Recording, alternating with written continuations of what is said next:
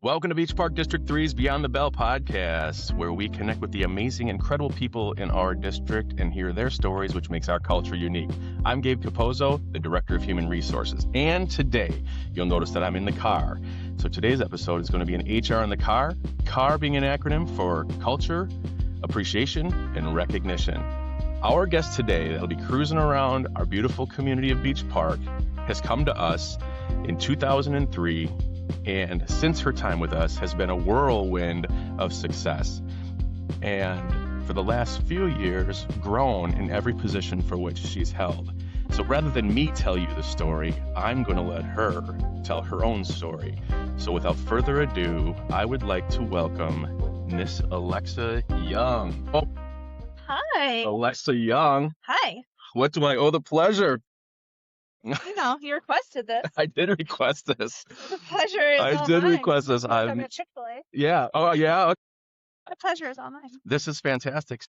First, let me say thank you very much for having the courage to be on the show with me. Of course. More importantly, it's twice as courageous to not only be on the show, but to drive around town while I ask you questions. This is true. So our community gets to know you a little bit better. Yeah, So I'm going I'm to I'm going to go through my questions and I'm going to drive. So I'm going to keep my eyes on the road. Okay. Are you ready to do this? I'm ready. Every time we do an HR in the car, I ask where someone would like to go, if they'd like to get some kind of treat or a drink. Starbucks, please. All right. Starbucks, please. Full. Well, we're pulling out of the district office and here it happens.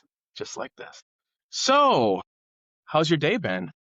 Today's been great. Yeah? Wednesdays is the last day that's not super busy at school. So Okay. not every day is not busy, but we don't have any IEP meetings and things like that on Wednesday. So you get to just function in your position. So let me ask you this. I think the best thing for us and our audience to do is to get a chance to know you. I know you've been around, so what I'd love to hear about is your journey. So where are you from? Where'd you go to school? What's your comeuppance been in education? okay. Yeah. I grew up in the southwest suburbs of Chicago in Lockport, which is by Orland Park and Naperville. That area. I went to Southern Illinois University. I originally was going to be an interior designer. And then I did a hard pivot because I wanted to be in the community and provide service to the community. So I went there and I originally was going to be an art teacher. I love being creative and artistic. And in 2007-ish, Illinois started cutting all their fine arts programs. So I had to pivot again and I did a high needs area of science. That was my undergrad. Then in 2009, when I graduated, the recession happened. Couldn't find a position. This is a perfect storm. Yeah, just everything. It's coincidentally, my graduation was actually canceled by an inland hurricane in Carbondale. So that's a fun fact. Wow. Yeah. And then so then I went to school in the turnaround schools in Chicago to become a turnaround teacher. So I got my first master's there. Moved across the country because I fell in love. Oh, that's exciting. Yeah, then fell out of love and came back from Las Vegas. Wow. So, all right, wait, first let's go to turnaround teacher. What's a turnaround? So in Chicago or in some districts across the country or in the state, if a school is failing for X amount of years, they try to provide supports, and sometimes those supports look like starting and revamping a school from scratch. So all the teachers get the opportunity that currently work there to come back and continue being a teacher at the school. Okay. And then new teachers that are trained specifically in how to restart a school and how to teach function and structure back into schools, essentially teaching kids how to do school again, is what I was trained in. Wow. Yeah. So I actually were you a comeback teacher or were you a new teacher going to a turnaround? I was a new teacher going in. When you're in that program, you get to go to school simultaneously while you're in the classroom, even if you were not had an education degree prior. Yeah. So I was fortunate that I had one, and I was able to, get an additional endorsements like math and special education. What grade were you teaching? I taught middle school, so 7th grade science is my bread and butter. Okay. For where all my experience is. But in Chicago, all of our middle schools are housed within an elementary school. So it's truly neighborhood schools, K through 8.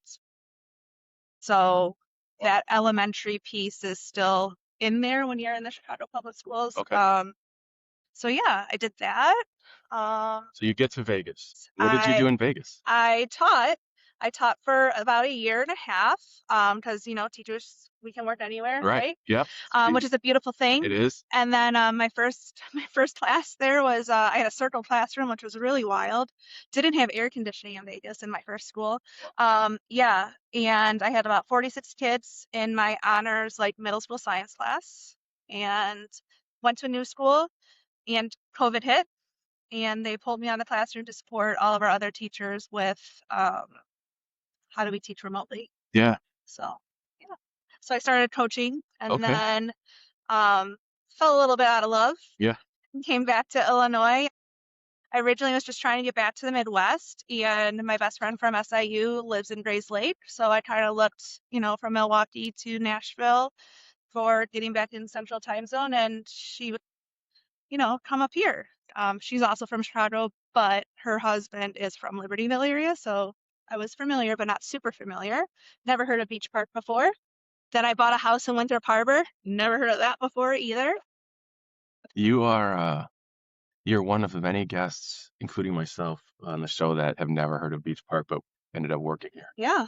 Yeah. I mean, and I will say, like, globally, like, I've worked in two of these like monster districts across our country, Yeah. and it is vastly different as far as like autonomy goes, um, in different ways. But being in the small community that like I'm not from, I'm able to like bring those experiences I have from a different global perspective, and see how it works on a smaller scale per se. Yeah. Yeah. So do you know how big the Vegas school district was? So the top five, Vegas is the fifth largest. CPS is the third. Okay. Okay. New York, LA. Someone once quizzed me on this. One of my teachers recently was like, "How do you know it's the fifth?" And she looked it up. It is the fifth, and then Miami-Dade is fourth. So Clark County is the fifth largest. So Yeah. my middle school I was coaching at while I was getting my third master's degree in administration, had 1,600 kids on campus from sixth through eighth grade. So Yeah. pretty It's big. monster size capacity. Yeah. So you get into Beach Park, you apply. What job do you apply for? I applied to be an instructional coach. All right. Yeah, And did you get the job? I got the job. Oh, you did? Okay. I got the job. Yeah, Okay. when you go through the turnaround program, when you're working with a teacher, you have an opportunity to be a mentor teacher for the Academy for Urban School Leadership. And I was fortunate enough within my first 2 years, I was a mentor teacher. So I had two student teachers with me all year round. So coaching and mentoring has always been like in my nature. Yeah. And science, middle school science is kind of like a very niche position. So I was able to, grow about 14 to 16 other teachers Yeah. in my time in Chicago. Wow. All right. So you get to Beach Park. Yeah. You're an instructional coach where? At the middle school. Okay. hmm All right. And was it kind of like your roots? You knew what to do. You came back to middle school. It was a fit. Like, Oh yeah, I mean, natural. Like I think all middle school teachers were a little quirky, we could say. okay. And we all appreciate another middle school person. So I think like as far as that goes, I was totally a fit. There was instructional needs, behavioral needs, supporting new teachers. I think at that rate, we had a little bit more turnover than we have had recently. So I think, working with a lot of the newer teachers to help them get their like bearings or, feet on the ground. Yeah. Yeah. So from the middle school, you currently doing what? I'm currently the assistant principal at Oak Crest Elementary. All right. And a passion of yours, you clearly it's a step you wanted to make, leadership. Actually, I'm throwing you a curveball. I never thought I would be a building administrator. Yeah, I got my degree in administration because I wanted to work with like curricular resources and Yeah. planning, kind of like Miss Griffiths. Okay. So I know the value of having building administration experience. So that was kind of the avenue I was going towards with stepping into this role. Nice. We made it to Starbucks. Yeah. No accidents. No one honked their horn. How can I get for you? I'm with the great assistant principal of Oak Crest Elementary, Alexa Young, and we're interviewing for a podcast, and she would like to have. Can I have a grande iced matcha with light ice, please? Anything else for you today? I would never order that, so I'll take one. Make that two, please. And then you said with soy milk? Oh, no, just regular milk, light ice, please. Light ice, okay. Yes. Anything else for you today? No. That'll do. All right. We'll see you guys up here.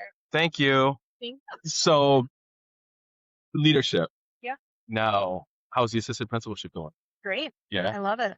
Yeah. I love being back in an elementary school. I think the joy and natural curiosity is sparked at the elementary level, and their skills are so foundational that there is such an extreme importance in what happens in our elementary schools. So, had you worked in an elementary building before? It sounds like Yeah. all middle school or Yeah, I mean, I was always a middle school teacher when right. I started all my clinicals and things like that. I started in kindergarten. I was like, I'm gonna be a kindergarten teacher. That stuff's backbreaking. I am mad respect to our early childhood people that work with our little babes. But yeah, I think being in an elementary school. So when I was in Chicago, I was at primarily two schools. They were both in Marquette Park, and um, I had seventh graders, and even when we would do life science, we would go and teach kindergarten kids how to hatch chicks and the life cycle of chicks, Okay. and they All right. hatch them, and they would teach them these lessons to show their understanding. You would do I don't know, just other things to bring the community together. I had a garden club, and we would host a harvest festival every Okay. fall. We didn't really harvest a lot in our urban garden, but we did have fall festival stuff that you would have out in the suburbs where you go to cornfields and you have the mazes and you decorate pumpkins, and we would auction off That's awesome. each class would do a scarecrow, would auction those things off. So, and my students ran it, so I was just there to supervise. But Yeah. yeah, it was great. Okay. Yeah. I dig it. And so you've got familiarity with elementary, but now Yeah. you're in it. And Oh yeah. how would you compare the clientele as far as children goes between middle school and elementary? Now that you're in it for a year, do you like elementary students? Do you find you're leaning more towards I really dig elementary, or they're I'm vastly not different? I'm gonna say what I've been saying since I've been at this. So I came in as interim last spring, and so I've officially been there for a year. And elementary kids are the confidence boost I didn't know I needed as a middle-aged woman. They are, Miss Young, you're so pretty. I like your shoes. They notice everything. I think that's a big important part about when we're teaching is how we're modeling not just learning, but how we're modeling how we communicate with each other, how we hype each other up, and things like that. And I think our little kids are just little rays of sunshine. Yeah. I will tell you as a principal, I miss that the most. I miss the kids and I loved elementary, but you are literally a superstar to elementary kids. I remember I worked as an AP at the middle school, and I spent a few years there. And then I went to elementary and did my principalship. And it was when a kid walks in and just they give you a hug, they want to hug. Every kid wants to hug you. Good morning, microwaves. You call these microwaves? Yeah. Microwaves. Yeah. Finger waving. Yeah. I can relate to that. I think that's amazing. Kids fill your bucket, and no matter what age they are, but elementary kids, it just their eyes are wide open and they're at school and you are a celebrity. That's awesome. I mean, for real, the best confidence boost I could have as a I like, middle-aged woman. That's the best way I could phrase it. They are your biggest hype man I love it. for anything. I did STEAM Day this year. We had a field trip come into our school, did some smaller group experiments, let the kids kind of do a museum style thing. And then I did experiments. I got to, do a little throwback action, make some elephant toothpaste, light some money on fire, specifically your wife's money. Yes. $100 bill I lit on fire, which you could still use. So, yeah. Well, there's two questions I had there. One, how did she have $100 on her? So that created a whole nother conversation. But I watched this video on Oak Crest's Facebook page, and it would look like a great day. So that's awesome.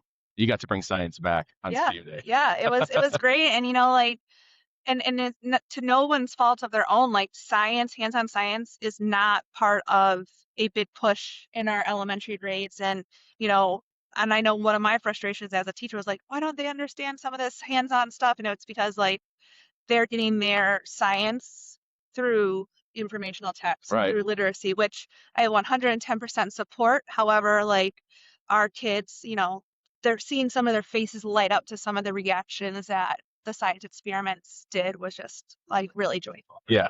Yeah. I could see it in the videos. Yeah. So Vegas is a big district. CPS is a big district. Clearly Beach Park is not that big of a district.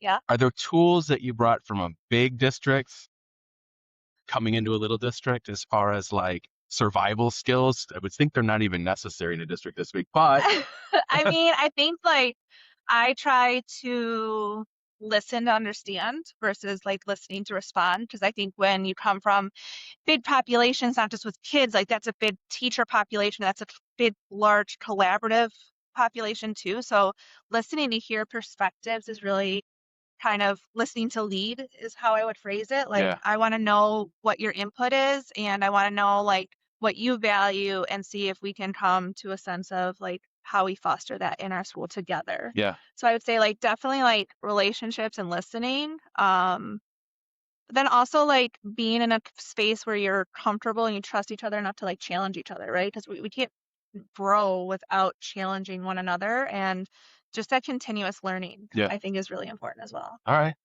Do you find it easier in a smaller? Yeah. Yeah. I mean, yeah, You're more connected with people? yeah, you can have like you have like more one-on-one relationships. You can keep up with families a little bit Yeah. easier, Yep. like um even though Oak Crest is like an elementary school, we still have a like very big staff due to our special education population with a lot of paraprofessional support. Um, but you are able to connect on different things and different levels based off of having those more regular in the hallway conversations. Yeah. Yeah. Nice. So you moved from the middle school to Oak Crest and you're the assistant principal now. What's the biggest shift you've had for moving from a middle school coaching role to an elementary leadership role? I mean, I don't know, I think I'll always have the mindset of coaching. Like, feedback is supposed to be purposeful, right? And I think that when you are able to provide feedback and collaborate with each other, you can only foster improvement. Yeah. So I don't think there's been a big shift as far as like my mindset as an educator. I think it's just the way I work, like the work I have to do versus the work I was able to do is a little bit different. Right. Whereas, you know, like evaluating, like that's a whole nother thing. But I still feel like, if you're working on this really well, Gabe, I'm gonna give you some feedback on how to make that 10 times better, Yeah. right? Or if you tell me like, hey, I want to work on questioning here, like I'm gonna prioritize the feedback I give you based on like what you want out of your developments. I don't think like it's drastically changed. I think that, making small, minimal changes, whether it's global or classroom based, just have really big impacts. Well, and as a principal, you're really the lead teacher. You are the lead instructional coach of the Yeah. building, right? Yeah. All right. I don't think I'll ever lose that Yeah. either. A lot of people don't know that I started teaching at Oak Crest Elementary, right? Yeah. So I taught special education, third through fifth, emotional behavioral development. Brooke Turk happened to be my cooperating student when I was a student teacher. She was my cooperating teacher. But they don't know there's a high population of special ed students there. So I don't know what your history is with special education and IEPs and legality. So do you have a history with that? And what's that transition been like? How much learning have you done in your first year there working with special ed? That's probably been the bulk of my learning. I think as a teacher, I was always the like co-teacher for students to have general education Yeah. experiences, right? Like even though I taught science, like it was heavy in literacy. There were some math standards that I taught on our own because, our math teacher couldn't do those things. But I think, I had a lot of experience like on the teaching aspect of it, but the learning curve really has come from sitting in the IEPs. I predominantly have done a lot of our early childhood, so I've gone through a lot more of the foundational eligibility process, really got my feet wet with that. And now at this point of the year, we're into like transition meetings to kindergarten, which mirror fifth grade to sixth grade and, eighth grade to high school. But yeah, it's definitely been a learning curve. And I really rely on all the experts at our building. They are very patient with me. I asked a lot of questions and I asked a lot of questions because I want to learn, right? And they're very patient and able and willing to show me. Yeah. Yeah, that's a good team. I mean, it's Yeah. a solid group of people in the building. I had to wonder, like, it took me a while to wrap my head around going from teaching in a classroom to being a self-contained special education teacher. And the biggest hurdle for me was just the compliance piece with IEPs. Yeah. And understanding all the paperwork and how that played into the coordination of course, then like transitioning your kids with the ultimate goal of either co-teaching general education or moving back into the general education Yeah. population. So your focus is mostly on early childhood. Yeah. Has it at all broadened your perspective on inclusion? Oh, 100%.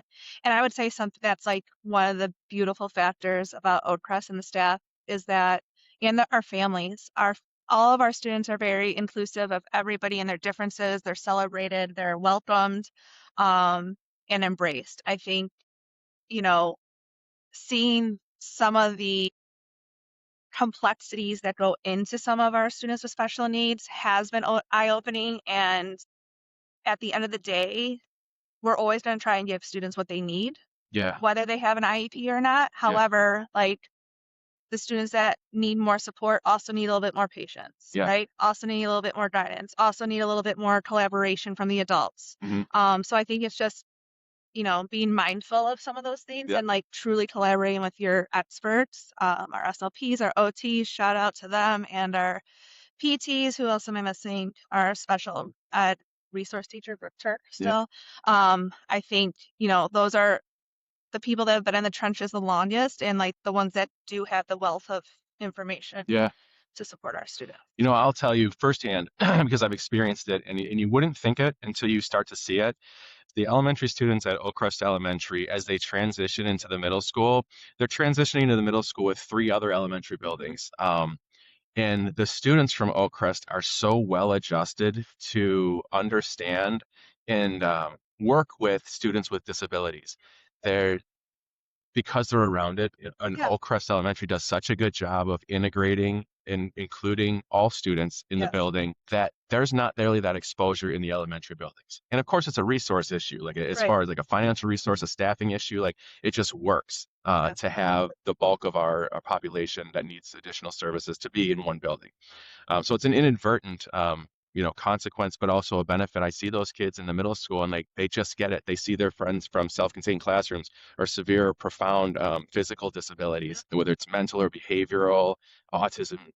Those are really cool things to see. Yeah.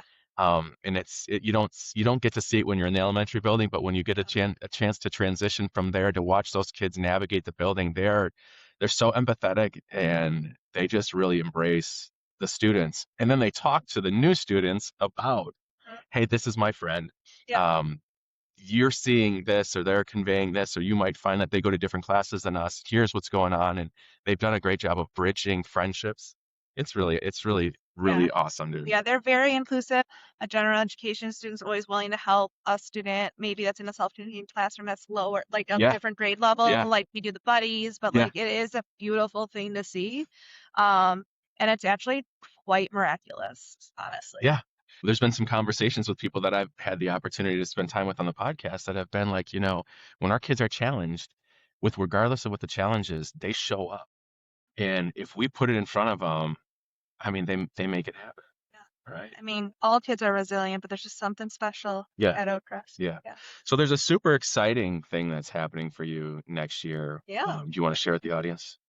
I will be the Oak Crest principal next year. Yes, you will be. Yeah. Yeah. Congratulations. Thank you. Yeah, that's pretty awesome. Thanks. So like, in this transition, it's a big deal. Like I've gotten to do it. I've got to go from assistant principal to principal. I mean, you're going to be leading a building.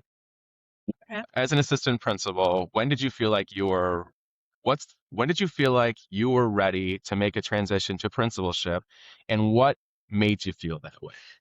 I mean, I don't know if there's like one isolated instance, or if I'm even ready. Good. Yeah.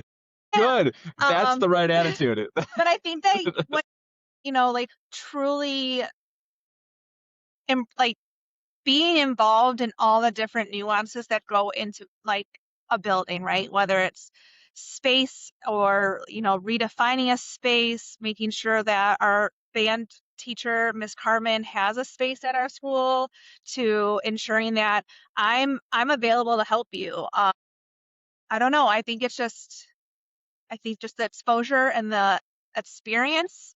Maybe other people thought I was more ready than I am, Yeah. or I think I am, but I think, just a culmination of things and, Yeah. understanding how an elementary school works, knowing where they need to be to go to middle school. There's multiple folds to that, not just two. Yeah. Right. Well, I was just thinking like, what's what you're not going to be ready. No, Just so you've you told me know, that all the time. like you're never So, going to be ready. And, no matter how many years you put in, and you can ask any administrator, there's always some new thing where you're like, wow, this many years, and here's a new mhm, thing I have to mhm. tackle or understand or navigate or support. So you get to see all kinds of things. But I think that's the beauty of education in general. No day is the same, No, and I no matter think, regardless of what we do. yeah, and I think like my learning style, not only like I try to lead by listening, but I also am like still, um, I think Brooke and I were like talking to somebody and we were like, yeah, we're like boots on the ground leaders. Like we'll get in the trenches with you if that's what we need to do. Like however we Yeah. need to support our teachers and our staff and our students, like we'll do it. Yeah. There is no limits. What are you most excited about for your principalship? I have a few things up my sleeve Oh, that are okay. gonna be exciting for kids. Okay. But I think like truly just, we've been working with Dr. Wilcox has been having some different committees, that for with our teachers across the district about how do we bring like that curiosity back to school. And, we had a little bit of taste of it with our STEAM day. And I think just like providing those opportunities for our kids to be kids, Yeah. right? At the end of the day, like, we might see some behaviors or things like that, but at the end of the day, we're adults. We gotta be adults and they're kids. They still have the right to be a kid. And, I 9 out of 10 times will tell you, man, adulting is just not my thing today. Yeah. So trying to harness and keep our kids as long as possible and providing them those opportunities to continue flourishing as kids, I think I'm pretty excited for a couple things I have up Beautiful. my sleeve. Yeah. How would you describe the culture of Oak Crest Elementary? It's definitely welcoming. It's definitely collaborative space. And I think that that's not just between the walls. I think it's our community and our families are very invested in our building. And I've definitely learned that. I think that is one advantage I have going into my principalship is having made connections with some of our families already, building the rapport with them to service our kids, students better. I think it's just a full circle of a community that you would want to work in. Yeah. Yeah.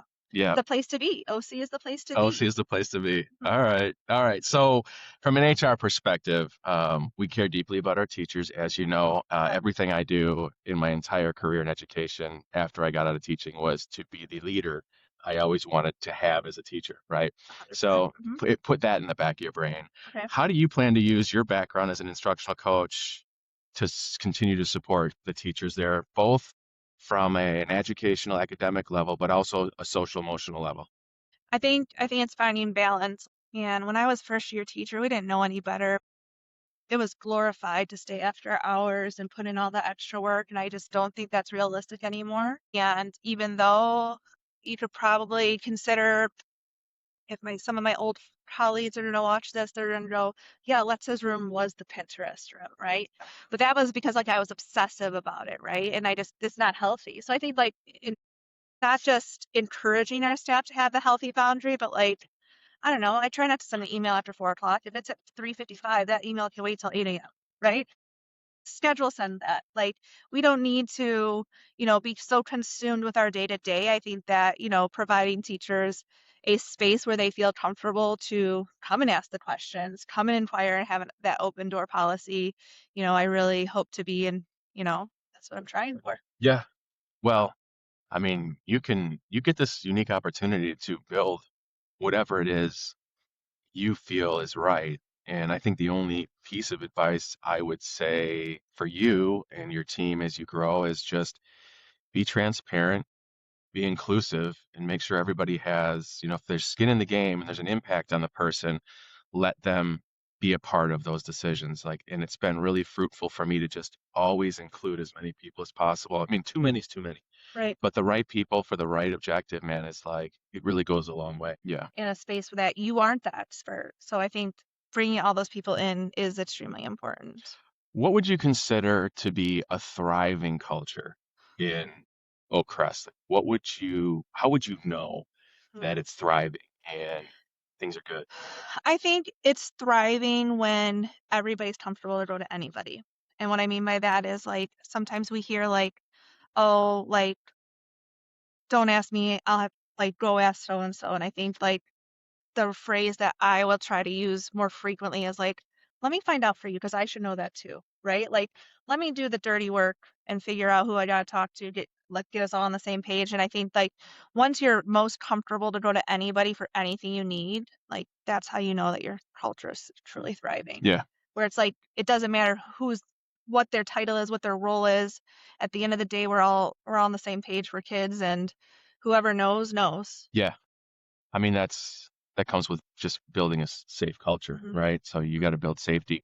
What do you think the best tool to build a culture that feels safe to do that is? Like, how are you going to do I mean, it? I feel like this year, like I really have tried really hard to like really get to know like the nuances of not just like job roles, but also like people, right? Like what makes everybody tick. Like I just sent out a survey for next year asking like, hey, do you want to be publicly recognized or Okay. would you want to be just like acknowledged, right? Like there is a difference. And I think like knowing your people like as much as you can to make sure that that's given, because I think a lot of times like just appreciation, we just teacher appreciation week. I think, like do you like the trinkets? Do you want like a nice gift? Do you know what I mean? Like do you want just like a handwritten card? I think some of those small things can go a long way Yeah. when done the right way. I found like you have to build trust, right? Mhm. To create a safe environment. And what I've learned over my years of experience has just been like you can say all the right things as a leader. You can put your best effort forward verbally by sharing like things you want to do, the things we're talking about right now, Yeah. right? These are great things. Mhm. But what I found is that it takes an individualized experience with every single individual that you work with to either resolve a problem, be inclusive, hear them out, um, and really give them the attention that they need. And through that experience is where the trust comes from, 100%. right? It's just when you have, I don't know how many staff members you're going to have, 60, We have 84. 84. Okay. So when you have 84, Yeah. when you have 84 staff members, we're really talking about 84 individualized Yeah. experiences, right? You might be able to put a couple of those together in a meeting Yeah. where like you're resolving some And type I of conflict. And I think another big thing that like I personally pride myself on, whether it's leadership or just collegial or just as a human, is like follow through, right? Like Right. if I tell you I got you or I tell you that I'm gonna do something, like I'm gonna do it. And I'm gonna do it to the best of my ability. I'm not just gonna do it to check it off a list and get it done. Yeah. Right? Like it's gonna get done, it's gonna get done the best way possible that I'm capable to do. And I'm always open to feedback because you don't grow unless you don't know what you don't know, and you don't Yeah. grow unless you get the feedback. Yeah. So And I've talked about that too, where it's like, we can't solve problems we don't know about. 100%. And so until you build a safe place where people feel like they can come and tell you their problem, right? Because no one wants to, there's always this apprehension to go to your administrator, right? You want to solve it yourself. You think Yeah. you can take care of it, or maybe it'll pass and it's not going to be an issue. But the sooner you get an opportunity to resolve conflict or resolve an issue for a staff member, the better it is for both. And I always like to remind people that are listening that, we often don't know that there's really a problem until you come to us to help us work through it Yeah. with you. So heed that piece of advice. Yes. For parents, you're going to be the principal at Oak Crest Elementary. Congratulations again. Thank you. Um, what's a message you would send to parents just about what they can expect from you as a leader? I think that, I've talked a lot about collaboration, but I think like again, if there's a concern, like I'm your partner, right? Like I'm here to help you help your student and your kid. And I think that's the biggest priority. And my door is always open. I think, my approach is always more proactive than a reactive type of approach. But I think that, being able to work with parents, have the conversation, having those honest, transparent conversations can only help each other bridge the gap between school and home. So I Yeah. think, and again, we have a great community of parents at our school, lots of parent involvement. I would love for more, as we always are, but we're a little greedy and we're just very, very lucky with the parent population we Yeah. have at our school I've already. I've heard it from multiple different people there, and it's resounding. Actually, it's our community. Yeah, Like, I mean, our 100%. parents in our community in Beach Park, man. Wow, they show up, they're involved, they're considerate. Mhm. They really, as a leader, give you the benefit of the doubt. I've just had such great experiences with our own community, that they should be praised for sure. Yeah. What's been your biggest challenge as an assistant principal? Ooh, curveball Yeah, Cappozzo. That's what we should call you, curveball Cappozzo. curveball. Okay. I hope Um, it sticks. I mean, you are in my phone as Laura's husband, Yeah, but I'm sure I as am. you are, made sure you knew your place real quick. challenge. I think navigating like what I don't know, right? Yeah. Like, like do I handle this? Do I ask Miss Convey for help? Do I take care of it the way I think should handle it? Um, because like you are as an AP, I know as far as I know, like it is going to be different than the principal. I always thought like, oh, the AP doesn't have full responsibility, isn't the head honcho, doesn't have to hold all the like power, not power, but like responsibility, Final mostly decision. final Yeah, yeah, decision.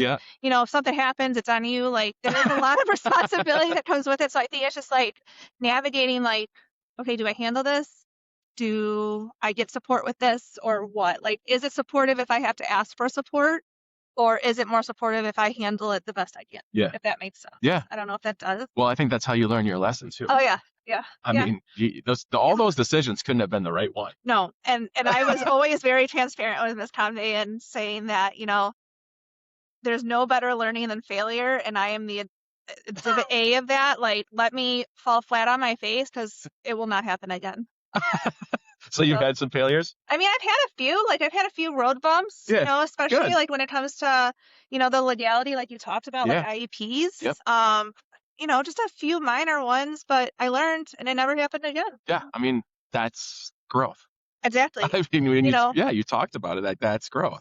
Our kids are always like, and I'm like I like to say a recovering perfectionist. So, if it's not done to this like standard I have or like teaching kids, like I think I juggled at one of our PLC or not our one of our P-by-S assemblies, and I couldn't do it with the tennis balls that Mr. Smith had given me. Like they were like weirdly weighted. Anyways, I kept trying and kept trying and kept trying, and the kids saw that even though I was failing, I had the perseverance, which Yeah. I think is like the best thing again you can model for kids. They're always watching. Always They are watching. always They were watching. cheering me on. Yeah.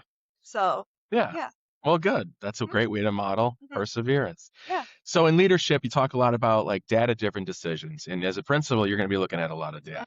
So how do you balance the importance of academic instructional data with also the data of social emotional learning and the growth of children? I think it's, looking at the student first, right? Like we're all identified by numbers in some capacity, whether it's our social security, driver's license, but I think prioritizing, if a student social emotional regulate, if they're not regulated social emotionally, they can't learn, Yeah. right? They're, Yeah. you have created the access, but are they accessing what you're Okay, teaching I like them? it. You know what I mean? So it's like, in order, I think that it is a balance, and I think it's helping our adults also in our buildings understand, and our adults in our building are great because our students are so diverse, but making sure that our students are able to they're accessing what they're able to. Yeah. Yeah. Do you think that do you think through Beach Park or Beach Park District 3 in general provides a lot of support to children? Oh, 100%. Yeah. 100%. Oh, that was one team I forgot. Our social workers. We have 2 social workers in our building, and they're top notch. Yeah. So yeah, They are top they are notch. top notch. Yeah. Yeah, you're really going to learn that. Well, you are learning that as an AP. Yes. Yeah, Yes, I for am. sure. As an administrator, thank you to all the social workers. Yes. Personally, I'd like to thank you all. I absolutely agree with that. Thank you to everybody that works in our district, but the social workers, Yeah. and I think everybody would Yeah. probably share the same And gratitude. I think like we talk about education changing and like mental health awareness and things like that, like just some of the social, emotional, sensory, mental health, like all of that is just still such a, peeling the onion back on all of us understanding all those components that, again, the patience and the expertise go a really long way. Yeah. What would you say to a teacher who's struggling with instruction in the classroom? What advice would you give them? Well, I mean, I would casually, just informally go into their classroom and see what they're doing and ask them based off of like what I was observing, like where do you feel like you're struggling the most? A lot of times new teachers struggle with behavior management, and we will repetitively say like a broken record that like you have to build a relationship with a kid, and I think that goes such a long way with knowing, do they love dinosaurs or do they love, we have a student that loves WWE wrestling, like making those connections with kids to understand how to tie them into the learning. Yeah. Right. Like bringing them where they see themselves learning, bringing their background knowledge in. I think you start with the student and see where they're at. Yeah. Agreed. There's nothing that replaces a strong connection with a student. And Um, you're not going to get everyone, right? Like no, it's I don't want to say impossible. It's hard, yeah, right? But finding some sort of connecting point with a student really goes a long way. It makes them feel seen. yeah, Um, I had classes of 46 in Vegas. That was really hard. yeah. So I think, we That's are, a lot of kids. it's a lot of middle schoolers, a lot of sixth grade bodies, like, 46 kids in one classroom. yeah, and I had a circle classroom. It was weird Yeah, to say the least. But I think, finding just those small little touch points or like, remembering like I know one of our teachers loves frogs, but if Miss McGee was my student and I saw like a frog sticker, like I got you, right? yeah, Like those little things to make our kids seen go a long way, especially when it comes to academics. yeah. I like it. Yeah. So you've been in Beach Park for 3 years. Yep, this is my third year. What would you say sets Beach Park apart from the other districts that you've worked in? Besides scale, Besides scale. Yeah, I besides think actual size. I think it's that small town, like hometown community, like everybody knows your name. Um, there's the collaborative like aspect of if you need something, you can call somebody and they got you. Yeah, It's it's just very, very centered on community. And I think that, is refreshing when you're coming from very large districts, um, where you might not know all your parents, right? yeah, But I can tell you that we have hundreds of kids in our building. I don't know all their names yet. I'm still working on it, but I know a lot of their parents too. And I think, having a holistic grasp on our community yeah, inside and outside the building and, in outside of our walls into the other buildings as well. yeah. I love the size of our community. And I love that it's tight. I think that this district is very much feels like a family. Hmm. Um, Sometimes it doesn't even feel like there's five separate buildings in certain ways, but in other ways, it's a resounding like this family keeps coming up with people that I talk with. It's like, hey, how would you say the culture is in your building? Like, it feels like family, Yeah. and I can't imagine having a massive building of people, or working in a massive district where you've got even 20, but I know that there's probably hundreds, Yeah, right? hundreds. I think in Chicago alone, there's 600 schools, maybe more. Yeah, Same thing. I mean that's just being part of a machine. Yeah, I mean, realistically, it is just operational, right? It's operational. Like a It's global beautiful. Well, yeah, yes, from a global perspective, it is truly just operational. And I think, again, like the nuances of knowing people, having the rapport with others, and not just the people that you work with in the building, it's the people outside the walls as well. yeah, truth. Mhm. How about someone looking to find a position in Beach Park? What would you say to them? You've been doing interviews. Yeah. Like, what do you say to candidates when they ask, like, can you tell me about the district? What do you love most about it? We actually had our most recent candidate asked us that, and I'm going to share what some of my staff members said. Yeah, They said yeah, that, shout out to Mr. Russell.